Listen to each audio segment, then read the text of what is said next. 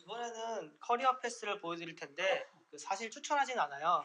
대학 4년 나오고 유학해서 현지에서 취업하는 게 가장 쉬운 방법이긴 합니다.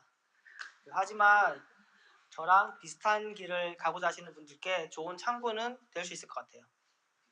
2000년도 초반으로 거슬러 올라가서 군대를 제대하고 등록금이 아까워서 대학을 자퇴했어요. 원래 제대할 때쯤에 앞으로의 진로에 대해 생각을 많이 하게 되는데 저도 생각해보니 대학을 나온다고 인생이 달라질 것 같지는 않더라고요. 그리고 PC방 알바를 시작했는데 그때는 고졸 PC방 알바생이었죠. 지금 보이는 PC방이 제가 20대 초반에 일했던 PC방입니다. 그때가 정말 힘든 시기였는데 내가 뭘 잘할 수 있을까, 앞으로 어떤 일을 할까 이런 생각을 많이 했던 것 같아요. 앞이 안 보이는 미래에 절망도 많이 하고 걱정도 많이 했었고 집 앞에 강의 하나 있었는데 매일 밤 거기 달리면서 내년 이맘때쯤엔 이렇게 있지 말자 뭐 이런 생각을 했었던 것 같습니다. 이때 재밌는 일화가 하나 있는데 제가 일하던 PC방 사장님이 국내 대기업인 S사의 인사과장 출신이셨어요. 인사과장 하시다가 명퇴하시고 퇴직금으로 PC방을 하시는 거였는데 본인은 인사과장 시절에 굉장히 잘 나갔었고 거기에 대한 자부심도 있고 그리고 이렇게 PC방 알바생들한테 S사에서 배웠던 정신교육을 실시하고 뭐 그런 식으로 하셨었어요. 옆에서 보는 제가 느꼈던 건 사장님의 꿈이 PC방 주인은 아니었을 거잖아요. 그래서 그때 했던 생각이 나는 어떤 회사에 들어가는 것이 목표가 아니라 나이가 들어도 스스로 성장할 수 있는 일을 해야겠다는 생각을 했었습니다. PC방 하면 게임을 빼놓을 수 없죠. 저도 PC방 알바를 하면서 자연스럽게 게임에 빠졌었는데 그렇게 게임 매니아는 아니었는데 아무래도 알바를 하면 시간이 남고 하다 보니까 게임을 하게 되더라고요. 스타도 많이 했었고 에이지 오브 엠파이어라는 게임은 길드 활동도 했었고요. 특히 리니지2를 많이 했었는데 혹시 리니지 아시나요? 네. 야간 알바하면서 리니지를 하고 집에 개인 계정을 결제해서 또 아침에 집에 가서 잠 안 자고 또 하고 뭐 그랬던 것 같아요. 그런 게임은 중독성이 참 강하죠. 한 번은 게임상의 친구들하고 실제로 만나는 정모라는 걸 했었습니다. 정모해 보신 분 계신가요? 아무도 안 계신가요? 저만.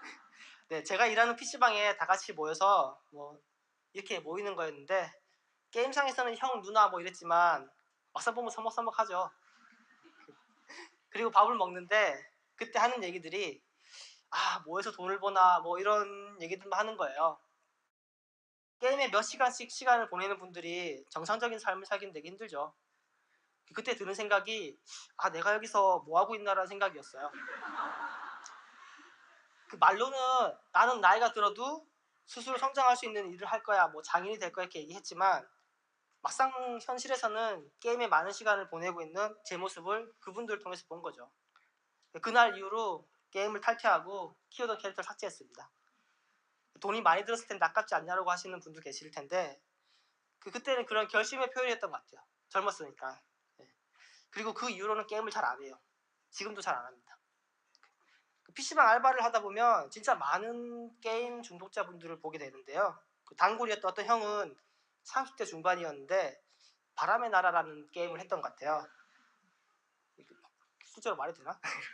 그러면서 본인도 자기가 왜 이러는지 모르겠다고 알바생이 저한테 얘기하더라고요. 하루에 이렇게 너무 많은 시간을 보내는 거 아는데 통제가 잘 안 된대요. 저도 만약 제 길을 가지 않고 게임에 많은 시간을 보냈다면 지금 제가 30대 중반인데 이 자리에 있는 게 아니라 PC방에 있을 수도 있겠죠. 그렇다고 게임이 나쁜 건 아닙니다. 여기 게임 업계에 일하시는 분들 계신가요? 안 계신가요? 다행이네요. 네. 아무튼 게임이 나쁜 건 아니고요.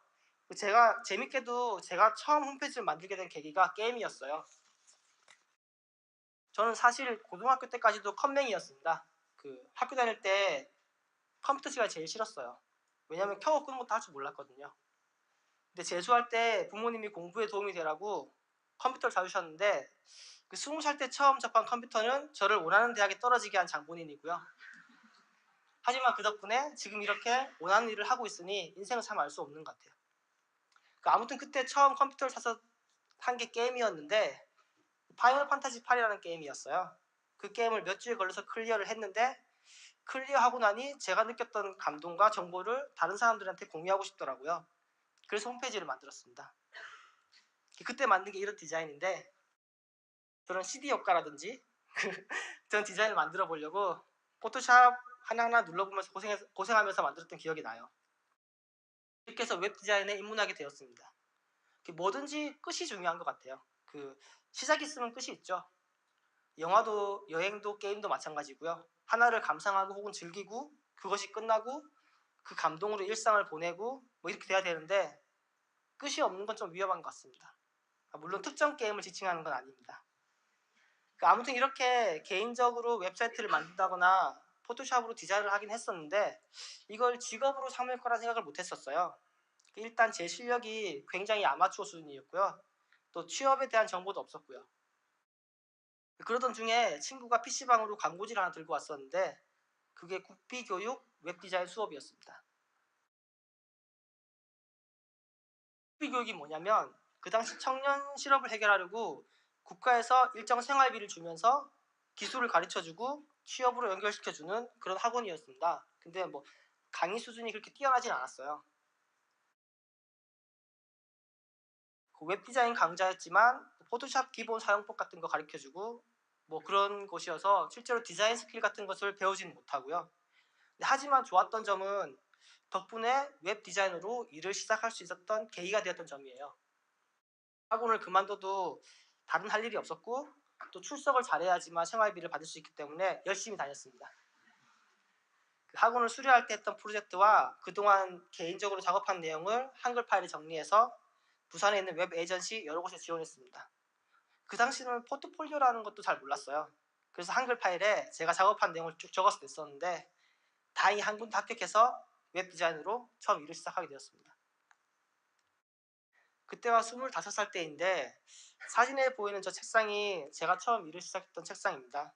작은 회사였고 주로 했던 일은 성형외과 홈페이지 디자인이었지만, 처음 일을 시작한 저는 내가 좋아하는 일을 하면서 돈을 번다는 사실이 마냥 신기하고 즐겁기만 했었습니다.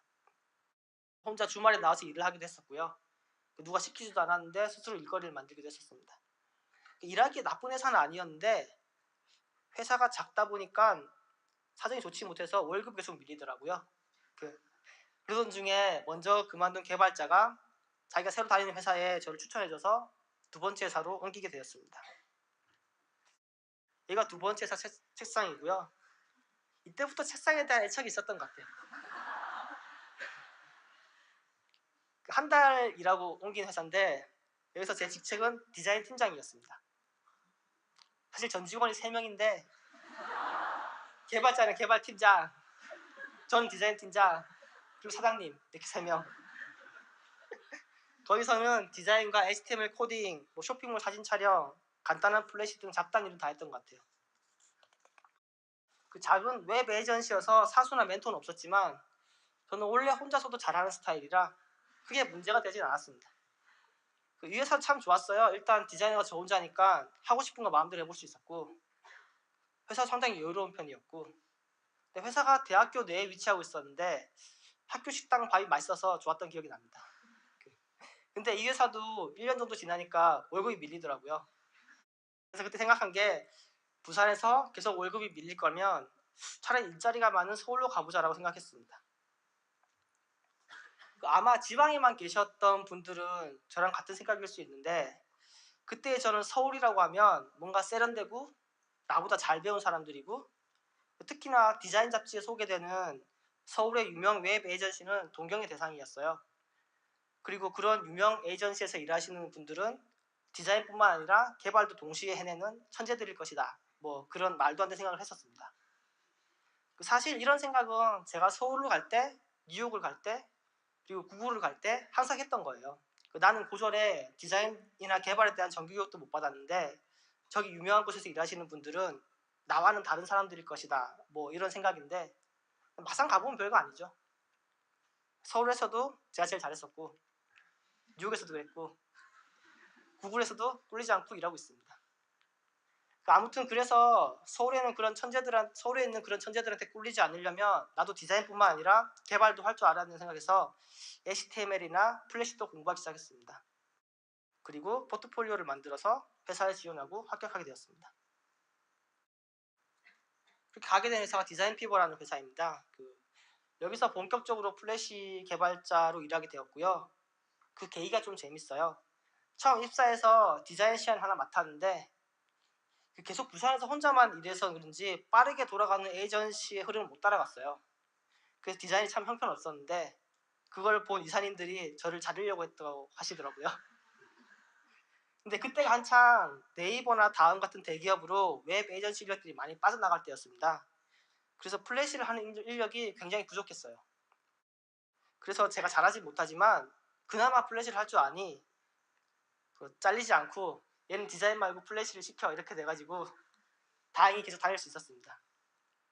그전에는 다른 사람들이 만든 소스를 수정하는 정도의 실력이었는데 이때부터 본격적으로 개발을 공부하기 시작했습니다. 의도하진 않았지만 제가 인터랙티브 디벨로퍼가 될 시작점이라고 할 수 있어요. 서울에서 4년 정도 일했었는데 정말 힘들게 일했습니다. 여기 웹 에이전시 다니시는 분들은 공감하시겠지만 밤새는 날도 많았고요. 야근은 거의 매일이죠. 그리고 받는 보수는 그렇게 큰 편이 아니었고요. 거기에 일만 힘든 게 아니라 클라이언트의 갑질은 사람을 참 비참하게 만들기도 했었고요. 힘들었던 점, 억울했던 점 다 얘기하면 오늘 안에 못 끝나죠. 물론 지금 와서 그때 이렇게 일했다고 이야기하면 그 시절이 굉장히 힘들고 불행했겠구나 라고 얘기할 수 있는데 그렇게만 생각할 수는 없는 것 같아요. 일은 힘들었지만 우선 제가 하고 싶은 일을 한다는 게 되게 좋았고요. 그리고 정말 좋은 사람들을 많이 만났습니다. 그 사람들과 함께 밤새우며 일했던 4년은 힘들었지만 행복했던 시간이었다 생각해요. 그리고 제가 발전할 수 있게 된 가장 중요한 시간이라고 생각합니다. 그렇게 한국에서 일하다가 미국행을 결심하기까지는 한 가지 이유는 아니고요. 좀 복합적인 이유들이 있었습니다. 우선 해외 취업은 목적이 아니었고요. 그 당시 펄스트본이라는 회사가 저에겐 꿈의 회사였어요. 그냥 특별한 이유가 있는 건 아닌데 그냥 그들의 작업이 멋져 보였고 나도 나중에 실력을 쌓으면 꼭 저기에 도전해봐야겠다 뭐 그런 생각을 항상 하고 있었습니다. 그리고 다른 이유로는 한국 회사에서는 일정 경력이 쌓이면 매니저가 돼야 돼요. 팀장이나 실장 같은 높은 급으로 올라가는 건데 저는 사람을 관리하는 매니저가 되기보단 제 일에 좀 더 초점을 맞춰서 일하고 싶었어요. 2009년 겨울쯤에 이 정도 실력이면 펄스트본에 지원해봐도 괜찮겠다는 생각이 들었습니다. 근데 사실 한국에서만 일하던 사람이 미국 회사에 지원하기까지는 많은 용기가 필요한 것 같아요. 저도 말로는 나는 나중에 꼭 펄스트본에서 일해보고 싶어라고 말하고 다녔지만 그날이 실제로 올 거라 생각을 못했었습니다. 그도 그럴 것이 우선 영어가 안 됐었고요. 그리고 해외 취업에 대한 정보도 하나도 없었고요. 생각하기를 영어는 계속해서 공부해야 되는 부분이라고 생각했고 해외 취업에 대한 다른 정보가 없으니 그냥 전공법을 선택했습니다. 포트폴리오를 만들고 펄스트본 웹사이트에 나와 있는 채용 메일로 입사 지원 메일을 보냈습니다. 누군가의 추천을 받거나 하면 좀 더 쉬웠을 텐데 아는 사람이 없으니 도움을 받을 수도 없었고요. 그냥 내 실력이 사실이라면 합격하지 않을까? 이렇게 생각했던 것 같아요. 앞에 보여드렸던 포트폴리오 사이트를 가지고 평소 가고 싶었던 뉴욕의 펄스트본에 지원했습니다. 앞서 말씀드렸지만 해외 취업의 가장 쉬운 길은 유학해서 학위를 따고 현지 취업하는 거예요. 근데 저는 좀 단순하게 생각했던 것 같아요. 그냥 실력을 쌓고 지원해서 합격하면 가야지 뭐 이렇게 생각했어요. 외국 유학 없이 한국에서 바로 해외 취업하는 건 그렇게 쉬운 일이 아니었습니다. 영어로 인터뷰를 보고 합격하는 것도 어렵지만 그 후에 비자나 미국 생활 등 어려운 일이 정말 많았습니다. 여기서 운이 좋았던 부분은 그런 어려운 일이 생길 때마다 다행히 잘 풀렸어요. 퍼스트본에 입사 지원을 하고 2주 정도 지나니까 답장이 오더라고요. 제 포트폴리오와 제가 짠 소스 코드를 잘 받고 인터뷰를 보고 싶다고요. 퍼스트본은 뉴욕에 있었고 저는 한국에 있었으니 뉴욕 저녁 시간이고 한국 아침 시간에 전화 인터뷰를 보기로 했습니다. 그때 아침 7시 인터뷰인데 새벽 5시에 잠이 깼어요. 아무것도 못 하겠더라고요. 책상에 전화기 한 대 놓고 이렇게 앉아가지고 그냥 기다렸습니다. 전화가 올 때까지. 사실 그때 제 영어 실력은 정말 형편없었어요. 뭐 나름 준비를 했지만 영어 인터뷰 중에 한 말에 90%는 아직도 무슨 말인지 잘 모르겠습니다. 영어를 못했음에도 합격했다는 것은 포트폴리오와 소스 코드가 좋았다는 뜻이겠죠. 그 개발자나 디자이너는 다른 거 필요 없는 것 같아요. 일단 실력이 가장 중요하고요. 그걸 증명할 수 있는 포트폴리오만 잘 갖춰지면 언어는 와서 배워도 된다고 생각하는 사람들이 많이 있는 것 같습니다. 그렇게 합격하면 끝인 줄 알았는데 사실 가장 중요한 비자 문제가 남았어요. 그 비자는 외국인이 외국에서 합법적으로 거주하기 위해서 입국 허가 같은 건데, 저는 펄스폰에 지원하기 전까지는 외국에서 일하기 위해서는 비자가 필요한지도 몰랐어요. 그 비자에는 종류가 굉장히 많지만 일하기 위한 자격을 주는 워킹 비자는 대부분 대학교 이상의 학력을 필요로 합니다. 왜냐하면 굳이 외국인을 자기 나라로 데려와서 일을 시키는 것에는 자국민이 못하는 고급 인력이라는 뜻이 포함되어 있기 때문이에요. 고급 인력을 구분하는 요소 중에 학력을 안 볼 수 없죠. 그래서 대부분들 많이 하시는 게 H1B라는 취업 비자인데 4년제 대학 졸업장을 요구하고요. 필드 경력 3년을 대학 1년 경력으로 쳐줘요.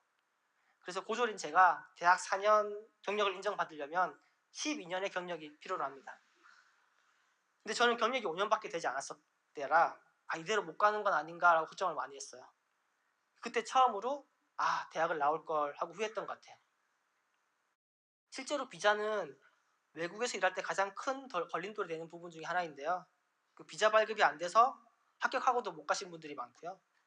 외국에서 일하다가 비자 갱신이 안 돼서 의도치 않게 한국으로 돌아오셔야 되는 분들도 많이 봤습니다. 그러던 와중에 정말 다행히도 펄스본의 CCO로 계시는 박준용 씨라는 한국인 분이 계신데 변호사와 상의해 보시더니 O1 비자를 추천해 주셨습니다.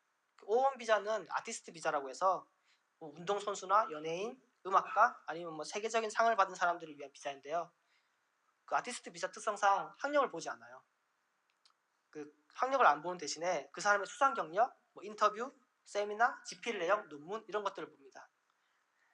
이 사람이 실제로 유명하고 실력이 있다는 걸 증명해야 되는데 그게 참 힘들어요, 증명하기가. 그래서 굉장히 받기 힘든 비자 중에 하나입니다. 저도 굉장히 힘들게 받았는데 우선 서류 준비에만 6개월이 넘게 걸렸던 것 같아요. 지금 보시는 게 변호사가 뉴욕에서 보내준 서류들인데 책 한 권 수준이죠. 그리고 또 하나 중요한 게 추천서인데 미국은 추천서의 나라라고 불릴 만큼 추천서의 영향력이 되게 큽니다. 대학교를 가거나 어느 회사에 입사할 때도 추천인의 비중을 되게 크게 봐요. 그래서 추천서가 세계적으로 유명하신 분들이 써주시면 가장 좋은데 제가 그런 분들을 알 리가 없죠. 그래서 주변에 아는 분들께 물어 부탁을 드렸는데 아마 제 생에 남에게 드려야 할 부탁 때 다 드린 것 같아요. 그렇게 서류가 준비되고 미국 대사관에 가서 비자를 받기 위한 인터뷰를 봤는데 이 부분도 걱정이 많았어요.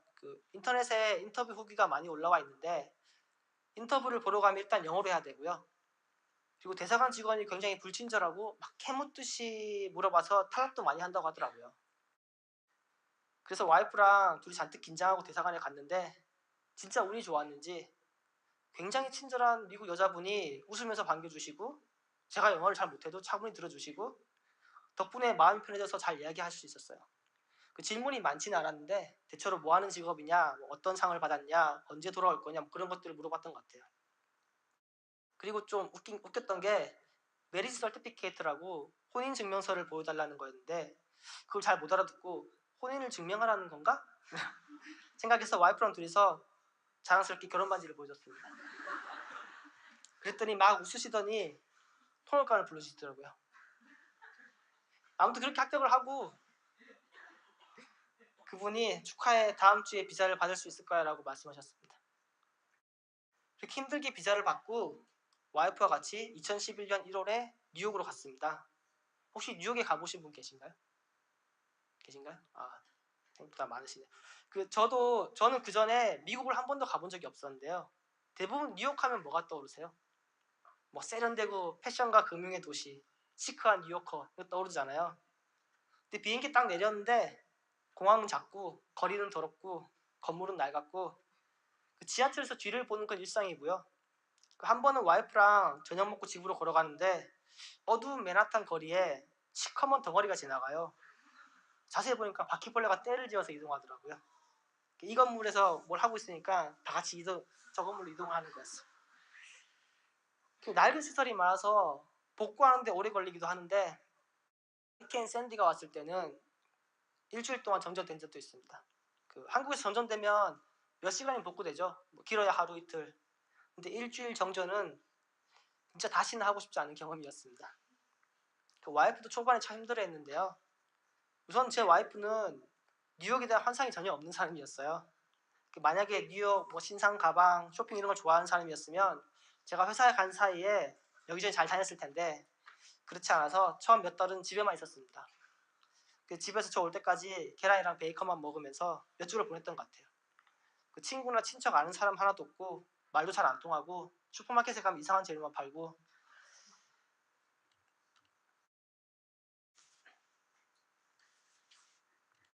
이게 뉴욕에서 첫날 밤에 찍은 창밖 풍경인데 전 아직도 이 사진을 보면 그때 외딴 섬에 둘만 떨어졌던 같은 낯설었던 기분을 느낄 수 있어요. 거기에다 삶에서 정말 기본적인 것들 버스 타는 법, 물건 사는 법, 음식 주문, 전기세 신청 뭐 하나 쉬운 게 없었던 것 같습니다. 한국은 인터넷이 잘 돼 있어서 뭐 신청하려면 인터넷으로 하면 되잖아요. 근데 미국은 뭐 하나 하려면 전화로 하거나 방문하거나 심지어 편지에 우표를 붙여서 보내야 하는 경우 되게 많았어요. 전화영어 해보신 분들은 아시겠지만 만나서 얘기하는 것보다 더 어렵죠. 정말 인터넷 하나 신청하는데도 몇 번을 시도했는지 몰라요. 한국에서 제가 29년 정도를 살았는데 나름 똑똑하다고 생각했습니다. 물건 살 때 가격 비교 다 해보고 맛집은 어디인지 대중교통 이용할 줄 알고 불편함이 없었죠. 근데 뉴욕에서는 그 전까지 생활을 포맷하고 새로 시작하는 기분이었어요. 한 번은 팀원들이랑 점심을 먹으려고 스파게티 집으로 갔는데 포장해서 회사에서 먹으려고 한 명씩 포장을 주문하고 봉지를 들고 있었어요. 저도 주문을 하고 포장 봉지를 들고 있었는데 스파게티 소스가 다 새서 옷을 다 버렸습니다. 그냥 이렇게 들고 있었는데요. 그때 저분이 저한테 봉지를 그렇게 들면 어떡하냐, 유치원부터 다시 다녀야겠네 이렇게 말하더라고요. 참 별거 아닌데 그때는 한창 그런 것들에 힘들어할 때라 참 내가 이것도 제대로 못하나 이거 하나 제대로 못하나 이렇게 자괴감이 들더라고요. 그랬던 뉴욕인데 사람은 참 적응의 동물이라고 시간이 지나니 괜찮아졌습니다. 그리고 뉴욕의 진짜 멋이 보이기 시작했습니다. 뉴욕은 관광도 좋지만 살아보면 특별한 매력이 있는 것 같아요. 거리 곳곳에 영감을 주는 것들도 많고요. 맛집도 정말 많고 미술관 정말 많죠.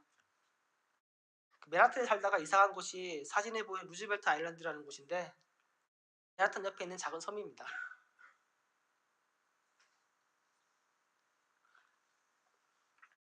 트램이나 지하철을 타고 들어갈 수 있는 곳인데 트램으로 가면 색다른 관광 포인트이기도 하고요. 봄에는 벚꽃이 피고 여름에 걸어서 집으로 가면 반딧불도 볼 수 있고요. 조용하고 깨끗한 동네였습니다. 이 사진이 그때의 분위기 잘 나타내주는데 여름에 창밖을 보면 이런 풍경이 보였어요. 여유롭고 살기 좋은 곳이었습니다. 와이프도 평소 배우고 싶었던 미술을 뉴욕에서 배우기 시작했는데 물론 와이프가 그때 일을 했으면 돈을 더 벌었겠지만 저는 와이프가 일을 하기보단 본인이 배우고 싶었던 걸 배우기 바랬어요. 뉴욕에서 미술을 배운다는 게 누구에게나 주어진 시간은 아니잖아요. 저희가 뉴욕에서 막 풍족하게 돈을 벌지는 못했지만 삶은 정말 풍족했다고 생각합니다. 그리고 출근길이 항상 즐거웠는데 내가 꿈꾸던 회사로 출근한다는 게 참 믿겨지지 않더라고요. 매일 아침 이게 꿈이 아니구나 라고 생각하니 정말 행복했습니다. 그래서 출근길을 짧게 비디오로 찍었는데 보여드릴게요.